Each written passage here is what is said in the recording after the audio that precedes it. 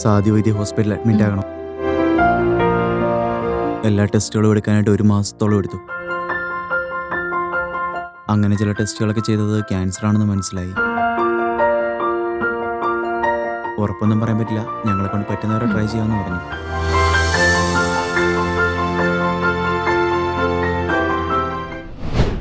Welcome to Punarjan Ayurveda hospital. First time വരുന്ന പേഷ്യന്റാണ് നമ്മുടെ കൂടെ ഉള്ളത്.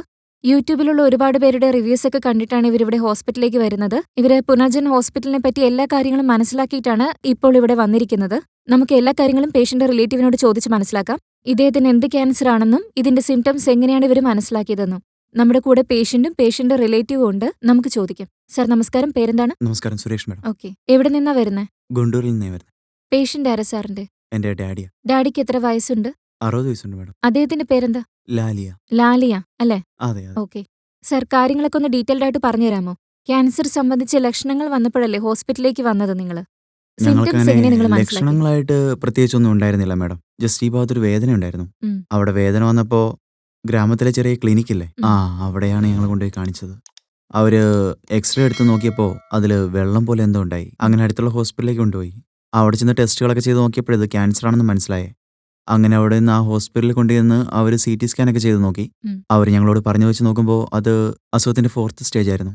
ഓക്കെ. 4th സ്റ്റേജ് എന്ന് പറഞ്ഞപ്പോൾ ഞങ്ങൾക്ക് നല്ല സംശയം എന്ത് ഉണ്ടായി. ക്യാൻസർ? ലങ് ക്യാൻസർ ആണെന്നാ പറഞ്ഞു. ഓക്കെ. പക്ഷെ അത് 4th സ്റ്റേജ് ആണെന്ന് പറഞ്ഞപ്പോൾ ഞങ്ങൾക്ക് എല്ലാവർക്കും ഒരു സംശയം ഉണ്ടായി. കുറേ നാളുകളായിട്ട് ഞാൻ സിറ്റിയിൽ ഒരു ഓട്ടോ ഓടിച്ചുകൊണ്ടിരിക്കുക. അതുകൊണ്ട് ഇതെങ്ങനെ ഹാൻഡിൽ ചെയ്യേണ്ടതെന്നൊന്നും ഞങ്ങൾക്ക് വലിയ പിടുത്തമുണ്ടായിരുന്നില്ല. യൂട്യൂബിൽ നോക്കി എൻ്റെ അനിയനും ഈ അസുഖം ഉണ്ടായിരുന്നു. അങ്ങനെ അവൻ്റെ കൂടെ ഇങ്ങോട്ടേക്ക് വന്നതാ. എല്ലാവരും പറഞ്ഞത് ഇത് തന്നെയാ, ഇവിടെ വന്ന് ഒന്ന് കാണിച്ചു നോക്കാൻ. അങ്ങനെ ഞങ്ങൾ ഇങ്ങോട്ട് വന്നേ. ആ യൂട്യൂബിൽ കോണ്ടാക്ട് നമ്പർ ഉണ്ടായിരുന്നു. അത് നോക്കിയിട്ട് ഞങ്ങൾ ഇങ്ങോട്ട് വിളിച്ചു. വിളിച്ചു ചോദിച്ചപ്പോൾ അവർ എല്ലാ ഡീറ്റെയിൽസും ഞങ്ങൾക്ക് തന്നു.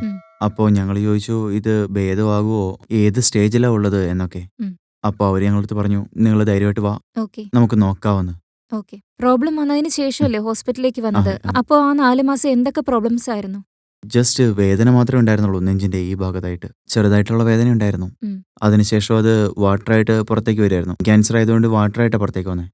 അങ്ങനെ വന്ന ശേഷം അദ്ദേഹത്തിന് വേദന കുറച്ച് കുറഞ്ഞു. അങ്ങനെ അടുത്തുള്ള ഹോസ്പിറ്റലിൽ പോയി കാണിച്ചു.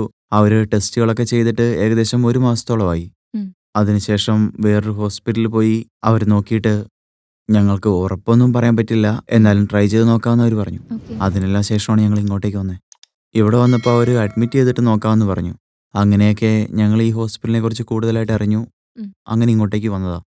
ട്രീറ്റ്മെന്റ് നടക്കുക മാഡം. ബാക്കി ഹോസ്പിറ്റലുകളൊക്കെ ചാൻസ് ഇല്ല എന്നാ പറഞ്ഞേ. ഞങ്ങളിപ്പോൾ ഇവിടുത്തെ മരുന്ന് തന്നെയാണ് കഴിക്കുന്നത്. കുറച്ച് ദിവസം കഴിച്ചപ്പോൾ തന്നെ ആ മുഴയിൽ നല്ല മാറ്റം ഉണ്ടെന്ന് ഞങ്ങൾക്ക് മനസ്സിലായി. എന്തായാലും നോക്കാമെന്ന് കരുതി ഞങ്ങൾ ഇങ്ങോട്ടേക്ക് വന്നേ. ഓക്കെ. എന്തുകൊണ്ട് ഇപ്പൊ ഇങ്ങനെ ഒരു പ്രോബ്ലം വന്നേന്ന് സാറിന് അറിയാമോ? അതെന്താണെന്ന് വെച്ച് കഴിഞ്ഞാൽ സ്മോക്കിംഗ് ചെയ്യുമായിരുന്നു. സ്മോക്കിംഗ് ചെയ്യുമല്ലേ? മദ്യപാനവും ഉണ്ടായിരുന്നു. Okay sir.